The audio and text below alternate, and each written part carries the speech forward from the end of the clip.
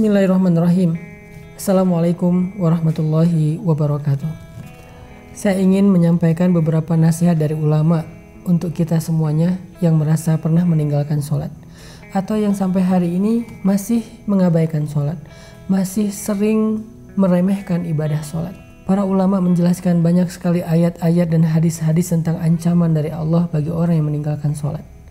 Bahkan kalau kita membaca di dalam rukun Islam, sholat itu termasuk rukun yang kedua setelah syahadat. Artinya akan ditolak keislaman seseorang walaupun dia mengatakan asyhadu an la ilaha illallah wa anna muhammadar rasulullah, tetapi dia tidak melaksanakan sholat secara sengaja tanpa uzur yang diperkenankan. Bahkan di dalam Al-Quran Allah berkali-kali memberikan kalimat ancaman, diantaranya fawailul lil musallin alladzina hum an sholatihim sahun. Celaka orang yang sholat, yaitu orang yang lalai dalam sholatnya. Apa maksud lalai dari sholatnya? Dia udah sholat tetapi sholatnya asal-asalan. Orang yang sholatnya tidak khusyuk. Orang yang sholatnya kadang dia lakukan, kadang dia tinggalkan. Orang yang sholatnya buru-buru tidak memenuhi rukun. Orang yang sholatnya yang gak benar wudunya atau bersucinya. Bagaimana dengan orang yang tidak sholat? Makanya Allah Subhanahu wa Ta'ala menggolongkan di antara ciri-ciri yang paling jelas terhadap kemunafikan seseorang adalah dia malas dalam ibadah sholat. Bukan tidak sholat, malas dalam ibadah sholat.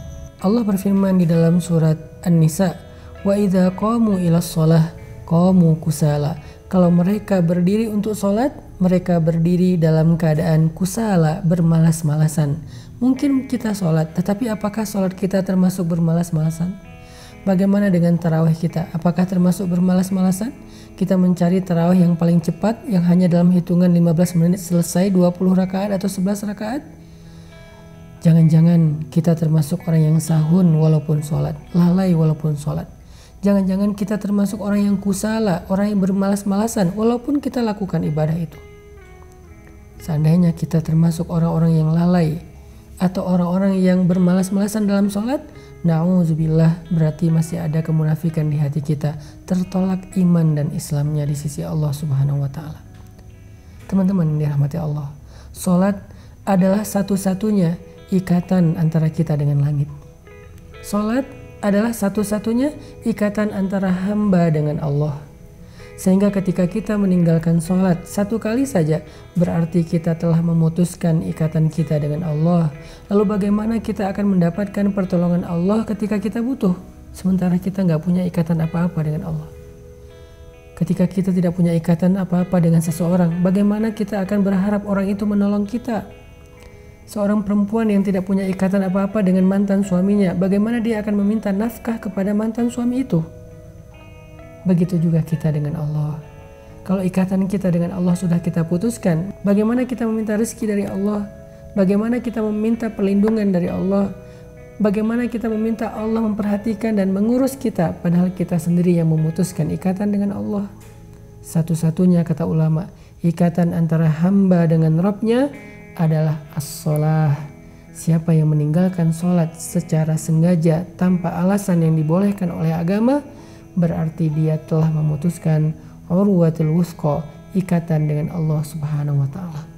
Bahkan para ulama sampai berpendapat, seandainya seseorang meninggalkan sholat sampai akhir hayatnya, maka ketika dia meninggal, dia tidak boleh dikuburkan di kuburan kaum muslimin. Dia tidak boleh disolatkan oleh ulamanya kaum muslimin, kecuali hanya oleh keluarganya sendiri. Bahkan ketika dia masih hidup, jika dia tidak melakukan ibadah sholat secara sengaja dalam waktu yang lama, maka ulama mengatakan istrinya harus meminta cerai kepadanya. Seandainya dia suami itu harus menceraikan istrinya. Kenapa? Tidak halal bagi seorang perempuan mukminah menikah dengan laki-laki yang meninggalkan sholat. Ini menunjukkan sebagian ulama berpendapat orang yang secara sengaja meninggalkan sholat, maka dia telah murtad dari Islam. Walaupun ini bukan pendapat semua ulama, tetapi ini menunjukkan betapa bahayanya meninggalkan sholat. Nanti di akhirat, sholat adalah amal pertama yang akan ditanya oleh Allah. Seandainya sholat kita benar, maka amal yang lain akan Allah perbaiki. Tetapi seandainya sholat seseorang itu rusak, maka semua amal yang lain akan ikut rusak bersama dengannya. Sholat, sesuatu yang gak bisa kita abaikan apapun alasan kita. Kita boleh tidak membayar zakat kalau tidak mampu. Kita boleh nggak haji kalau tidak mampu. Kita boleh nggak puasa kalau tidak mampu dengan cara diqadha atau bayar fidyah. Tapi kita tidak bisa meninggalkan sholat. Karena jika kita tidak bisa melakukan tepat waktu, karena lagi musafir, kita bisa menjamak. Tidak bisa melakukannya di masjid, karena ada uzur-uzur tertentu, hujan, badai, dan seterusnya, melakukannya di rumah. Tidak bisa melakukan secara berdiri, bisa duduk atau berbaring. Tidak ada alasan meninggalkan sholat, saking pentingnya ibadah ini. Allah nggak mau kita memutuskan Allah. Orang yang meninggalkan sholat, berarti dia telah memutuskan hubungannya dengan Allah. Apa rasanya diputuskan? Tanpa alasan. Kita udah baik kepada seseorang, kita perhatian kepada orang itu, kita berkorban kepada orang itu, kita memberikan semua hak orang itu.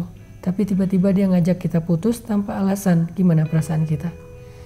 Begitulah perasaan Allah ketika hambanya memutuskan hubungan dengan Allah dengan cara meninggalkan ibadah sholat. Padahal Allah selalu memberikan kebaikan dalam kehidupannya. Jangan putuskan Allah dengan meninggalkan sholat. Mudah-mudahan ketika kita menjaga sholat, Allah akan menjaga kita. Barakallahu fikum.